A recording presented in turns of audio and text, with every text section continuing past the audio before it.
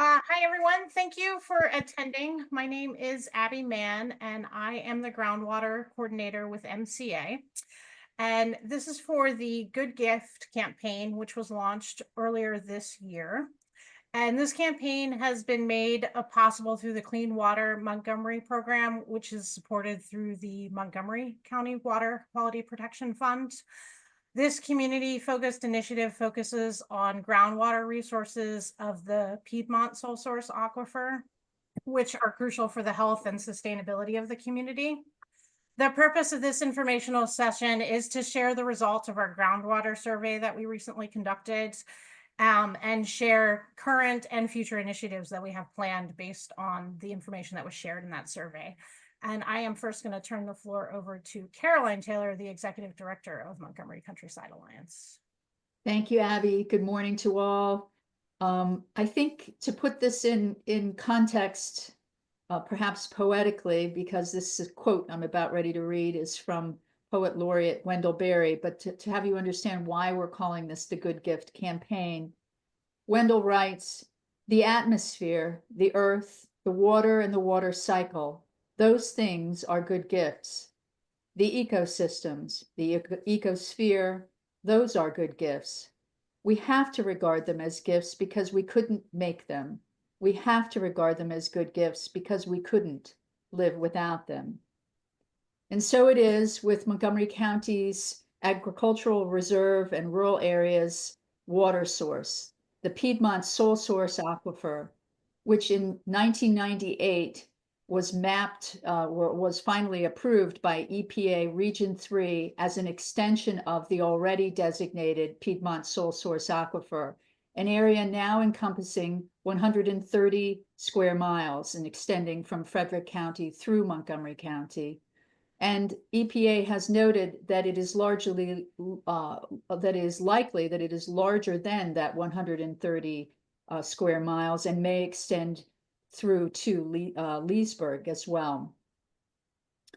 The reason why a number of us sought to gain the protection for the groundwater that supplies the reserve and its rural transition areas that surround it was that in the 1990s, early and mid 1990s, we were facing some competing and potentially damaging land uses that would have effect on the aquifer, whether it's quantity or quality, one of which was the potential for sourcing the county's waste. It was a waste dump, landfill that would have been in the ag reserve over top of the groundwater and had the potential to leak. So we looked, and I looked into what possible tools we might have to put additional protections or any protections on the aquifer, and landed on this designation as sole source aquifer. And a sole source aquifer, to be clear, doesn't mean that it is somehow self-contained and that it isn't fed from other sources. It means it is the only economically viable source of water for the geographic area that it serves. And so we worked hard over several years, starting in 1995, with gaining science through the work of a Poolesville resident, Dr. Malcolm Field, through fundraising, which was difficult to get the amount of money needed to produce the science that determined that indeed this was an area served by an extension of the aquifer, testing of water to determine the quality, because one of the requirements for the designation was to determine that we had high quality water, which we did then, and which in large measure, I believe we do now. We had public hearings. Most folks supported this endeavor. The town of Poolesville did not. We gained the designation in 1998. And to be clear, the designation does not prevent certain land uses. What it does is it provides a level of protection if a land use is going to be funded even in part by federal dollars. However, even though it seems that there may not be much teeth in the protection of the aquifer through the designation, it provides an educational tool. And it is that tool that we hope through this endeavor and more that we'll be able to gain further recognition of the importance of the resource and further tools to protect it moving forward. And before we launched this project, we reached out to the hydrogeologist who was employed by Maryland Department of Environment in through the 1990s. I think it was almost 30 years that he worked for MDE. Newly retired Pat Hammond, who has a great familiarity with the aquifer, with the hydrogeology, so that we could find out what forces might be affecting quality and quantity of the aquifer today and in the future. And we engaged Pat to take on a study entitled, and it's a dry title, no pun intended, Study on the Reliable Drought Yields of Poolesville's Public Water Supply Wells. You may ask, why Poolesville's supply wells? Well, the good news is Poolesville has kept very good records on their well system. They have managed to keep the records that tell us how it is affected perhaps by climate changes. They have done a good job in monitoring the quality of the water, most recently dealing with an issue with regard to forever chemicals called PFAS chemicals. And so using this microcosm of the municipality of Poolesville within the footprint of the aquifer to determine how the aquifer may be affected by forces in the future has been extremely helpful. The report is linked on our website.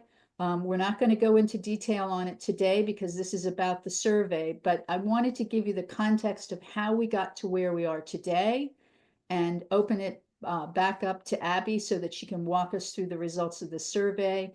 And then we'll have some questions afterwards. And I'm deeply appreciative of everyone who's taken time today and looking forward to those who haven't been able to attend today to watching this video and having further conversation. Thanks so much. Thank you. And Sheena, you could forward, I think, 2 slides there. Oops. One more. Yes. All right, so our survey reach. So we sought feedback from households, farms, and businesses that rely on water from the Piedmont Sole Source Aquifer. The map you see here shows the general boundary of who we were trying to reach. So it was within those green lines across Montgomery County, Frederick County, Carroll County, and Howard counties. We surpassed our target of 200, collecting 347 submissions. And our outreach to get the response was multifaceted across social media, community events, direct contact publications, and email marketing. Our audience was broad, of course, and we were looking mainly to seek information that can help shape our community initiatives for the campaign. Go ahead. Our first set of questions was to assess if individuals lived within the area we were seeking feedback from. If they did not live within the area we wanted and did not have a well, they were directed to the end of the survey, because that's obviously not the input we needed.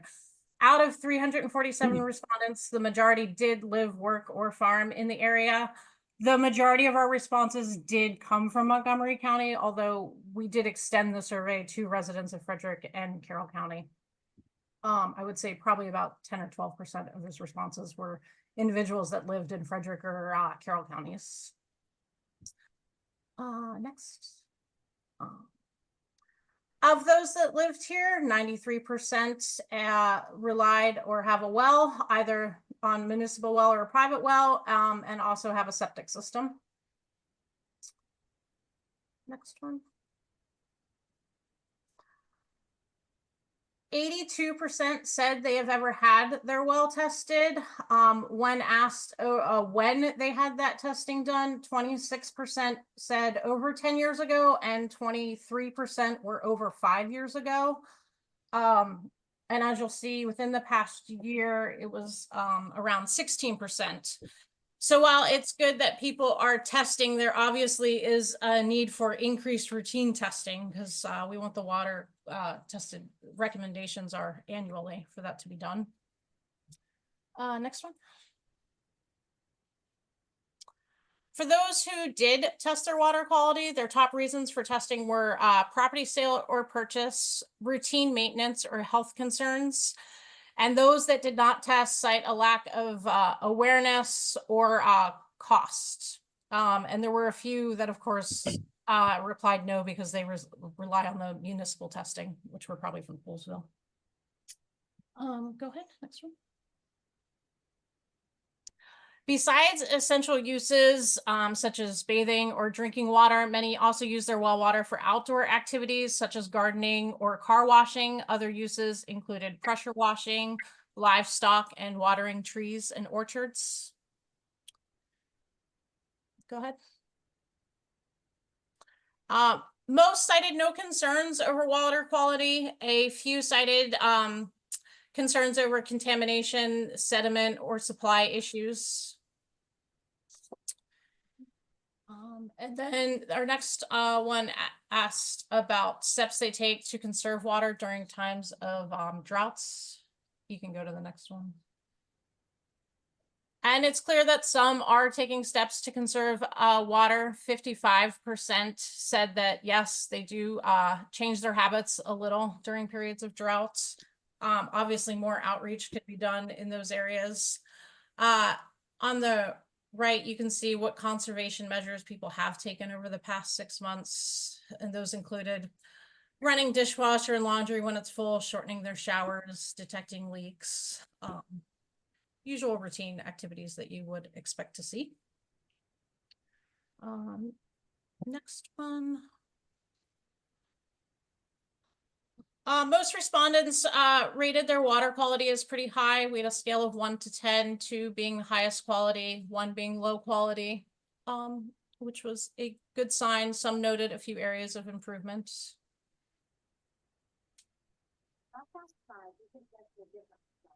Overall, people feel informed about maintenance needs for wells and septic systems, obtaining information from online research and people they know, such as their friends and neighbors.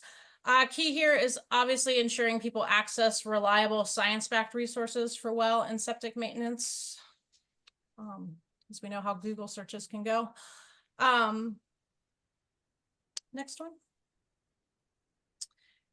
Overall, people in the community appear to be receptive to attending workshops about water conservation and well maintenance. We asked people to select their top 4 resources that they felt would be most beneficial to them. And that was free or discounted well and septic testing, water quality monitoring kits, online or digital resources or videos, and printed guides or manuals, which shows some great opportunity to provide resources to those individuals. Their long-term concerns that were identified were depletion of groundwater. Sorry, you can go to the next one. Yeah. Impacts on construction and new developments, contamination from agricultural runoff, concerns over the increasing population and if it can keep up with the demand, and overuse of water resources. We did ask for some demographics information. It was not required because we did not want to prohibit participation in the survey. But this is some that we did get collected. The next one will show the largest participation, which we got a high response from Dickerson, Barnesville, and Boyd's. And right behind that, we have Poolsville, Darnestown, and Clarksburg. And this is also similar, if you recall the map that was shown earlier as well. It shows that the audience we're reaching is a lot on that lower left side, the Poolsville, Dickerson, that type of area, and a lot less response on the other side of that, such as Damascus and those areas on the right side of the map. Next one, most have lived at their residences long time for over 10 years. And our age group that we've been reaching primarily is 65 and older. And finally, our last question was open-ended, allowing respondents to share their comments. And their top concerns, and these are in order, are water quality of the aquifer, development, agricultural practices, future availability, and PFAS and pollution. So our key takeaways from this are that a significant portion of the respondents live or work within the agricultural reserve, and they do show a vested interest in water quality and sustainability. There is room to increase regular testing as few follow the recommended schedule and ensure households are getting, and of course, we want to ensure that households are getting reputable science-backed resources. We can also broaden our reach to communicate with the demographics in areas that we obviously aren't reaching. We have started with some branding initiatives and outreach as part of this campaign since over the summer. If you want to go to the next one. So our mission for this campaign aligns with sustainable water management. We want to protect the groundwater of Central Maryland's rural communities through education, community engagement, and action. And we want this to be a community where every resident, business, farm collaborates to sustainably manage and protect our groundwater resources. And our tagline is protecting our water, preserving our future. And then the next one will show, we recently, as Caroline mentioned earlier, we established a website for this campaign, milcogroundwater.org, which will serve as the main resource for the hub to post resources. And we'll build that out to include more resources for the community to come and get. Plenty Magazine featured 2 articles that were by Caroline, which introduced the aquifer, the campaign, and the climate implications of the aquifer that we're dealing with especially the long drought periods that we've been experiencing. And then for future initiatives of what we plan to do and focus on, we want to focus on water quality and conservation awareness campaigns, both digitally, print, on social media, educational workshops, and webinars. We've connected with Poolsville High School. We're working on a collaboration with them and outreach. We want to get out to more community Hold on. and schools. Hold on.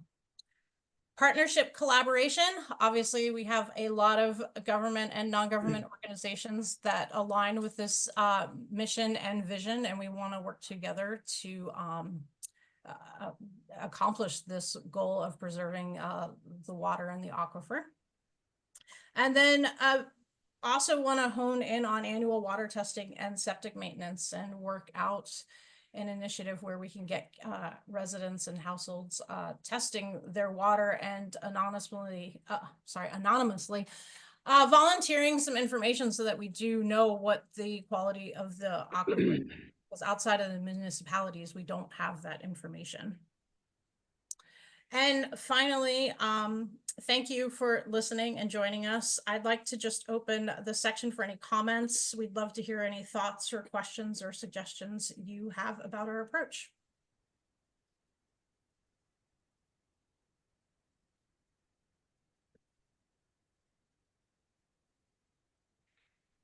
Okay.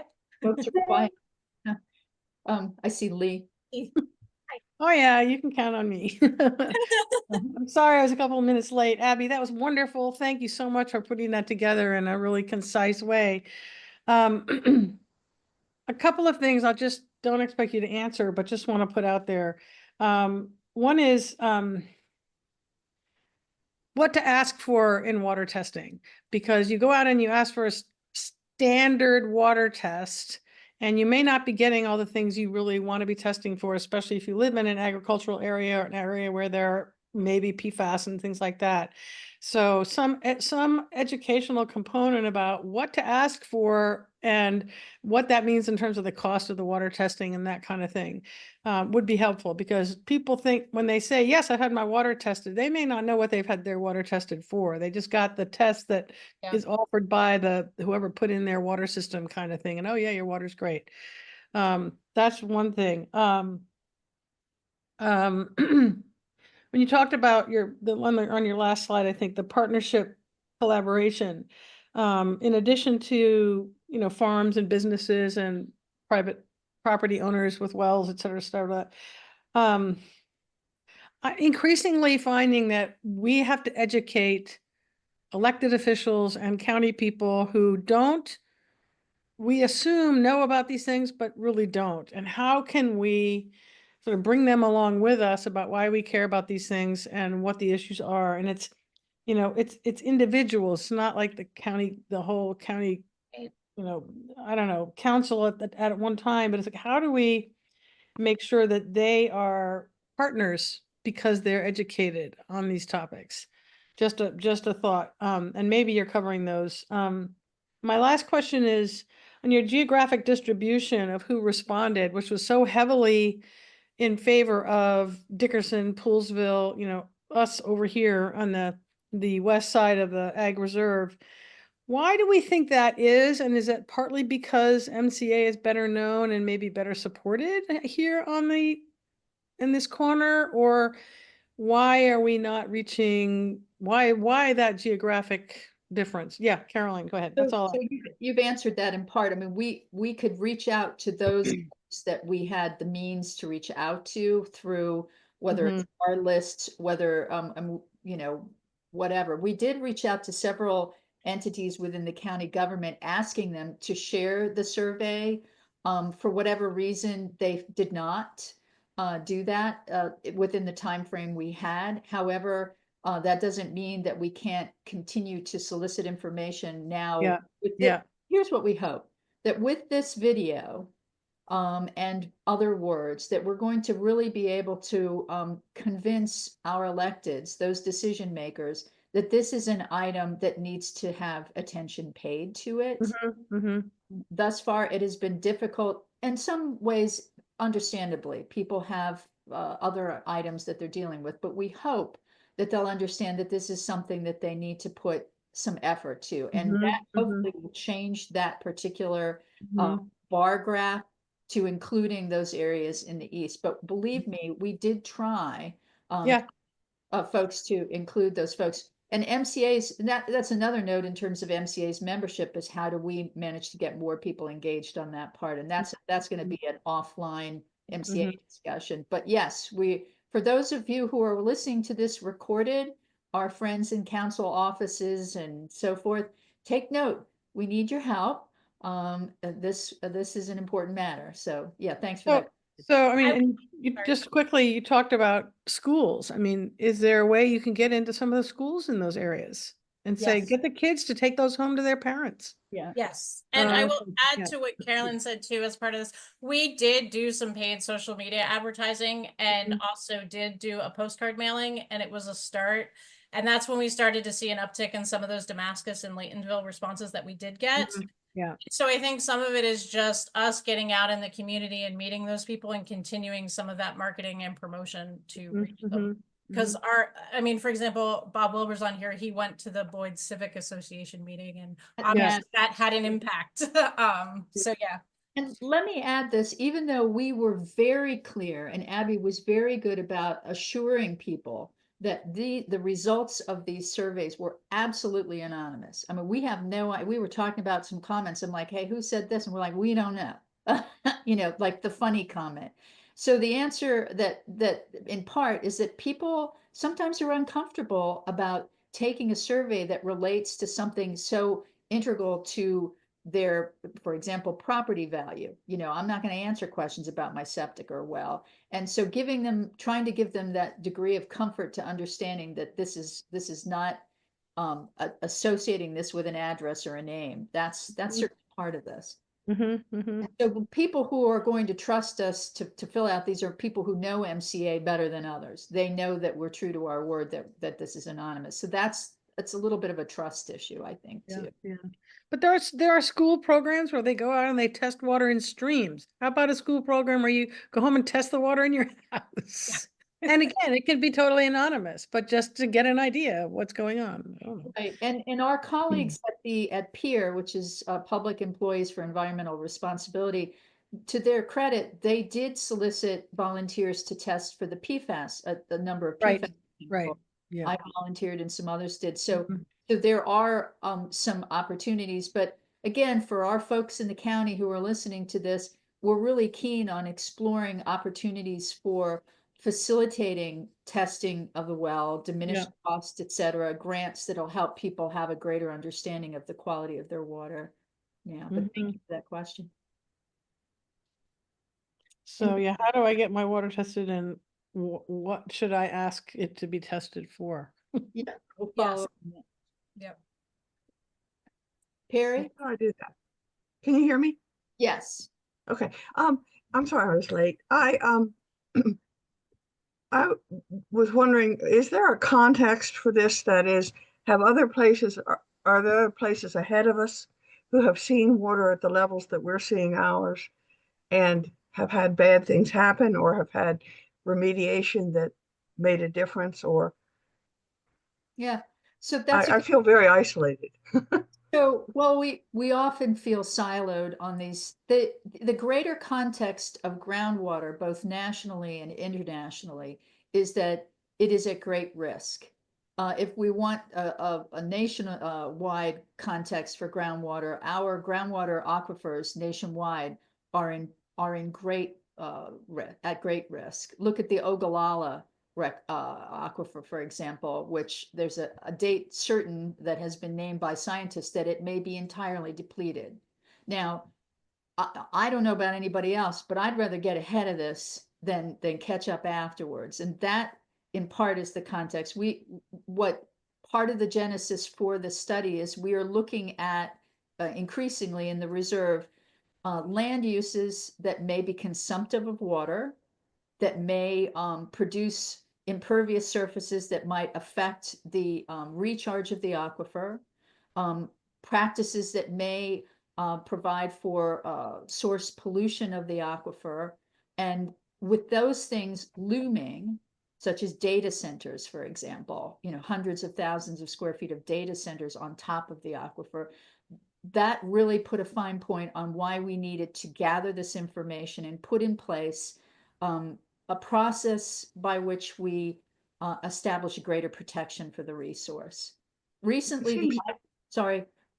No, it seems very important that people not just see us as Cassandra saying, "Oh, this is really going to be serious," but can actually see where it was serious, and we wish we had, wish we had listened to those people who had bad things happen or didn't. Sure. Look at the Interstate Commission on the Potomac River Basin's recent press conference on the Potomac River. But I don't think anyone taking the survey. Millions of people, and they just called, an alert that we need to start. They need to designate water supplies. So that's exactly what I'm talking about. Yeah. That sounds very useful. And the other thing is, are ponds or other things like that being tested much for to help establish runoff information? We tried, for instance, when the incinerator was built, we were downwind and we kept Maryland said, the state said it would test for dioxins. Every time we went in, they went, "Oh yeah, we did. Now where is that data?" And gosh, and then they said, "No, it was so low that we just stopped doing that testing." Yeah, I can't answer that. Let me be clear, though, as far as the water quality flowing from the agricultural reserve, owing to best practices from our agricultural producers, any of the stream maps that you look at countywide on quality of streams, the highest quality streams are flowing through the reserve, which is a tribute to agricultural practices, current and past agricultural practices. So I think we need to keep a mind to that. Can we do better? Sure. Are our producers aiming to do so? Absolutely. So let's be clear as far as water quality goes. Right now, we have, by the creation of the ag reserve, by the practices of our agricultural producers, by the preservation of forest stand, et cetera, we have a very good chance of doing right by this resource. That said, with conflicting land uses and potential for overconsumption, we have a risk of doing damage to it, which is why this timing now is good, which is why collectively we have an opportunity. Yes, Sarah has had her hand up for a while. Oh, Sarah. sure, Sarah. Oh, yes. Okay, I'm circling back to the last conversation. Caroline, I think you and I should talk offline about outreach. I think that one of the things that you all could do is partner with Montgomery Parks and have them introduce programs at their heritage sites and at their natural sites that where water testing is done by park personnel for an audience, teaching that audience what they're looking for, et cetera, and providing information to individuals to take home with them about what they're testing water for and how to do it, and that it's not painful, and drones aren't flying overhead taking down people's names and stuff like that. Also, we at Heritage Montgomery have had an exciting time getting connected into the school system. And I would like to talk to you to offer you some shortcuts of how to get into that system in an effective way. That would be great. I personally have worked in the past with Frederick County Schools, doing some previous outreach and initiative with the elementary schools there. So I'm a little less familiar with all of the MCPS ins and outs. So that, yes, that would definitely be helpful because it's There are many. yeah. Yeah. Going back to a couple other things that were touched upon too on the agricultural practices, one of the part of one of the outreach initiatives we want to do with this, especially digitally, is connecting with the farmers that are in the reserve and showing our public that have those concerns what the farmers are doing to practice good agriculture, how do they conserve water, and that will also help some of those people see that it is being done responsibly as well, touching upon what Caroline said on the actual practices of that. Yeah, just to clarify. Did anyone else have anything? If folks don't have something, again, this is in mind that this is recorded. One of the things that I think Christina may have had something, sorry. Oh, sorry. Just wanted to let folks know, to Perry's question, I put in the chat New York Times deep dive article about groundwater across the country. They've done a really intensive look at where we're losing it, and tracking all of that. So that's map rich, statistic rich deep dive there in the chat for you. Thanks for that, Christina. For electeds to be looking at this, we'll be knocking at your door, as it were, because what's missing also is there is no advisory panel or committee, whether it's Carroll, Frederick, and Montgomery, or just Montgomery, that actually is charged with overseeing this resource.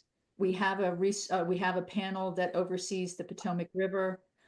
We have nothing in place to make sure that we are stewarding this resource in an orchestrated way. And I'm hoping that we can establish either appointed or what have you advisory panel to do that. Yes, and going back to that too, when we talked to the community, most people didn't realize that Maryland, unless they're in a municipality like Poolesville, testing is left up to the homeowners.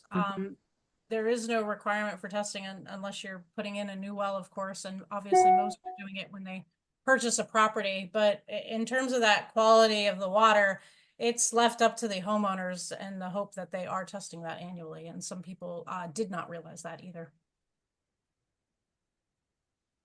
Did anyone else have any questions or comments they wanted to share?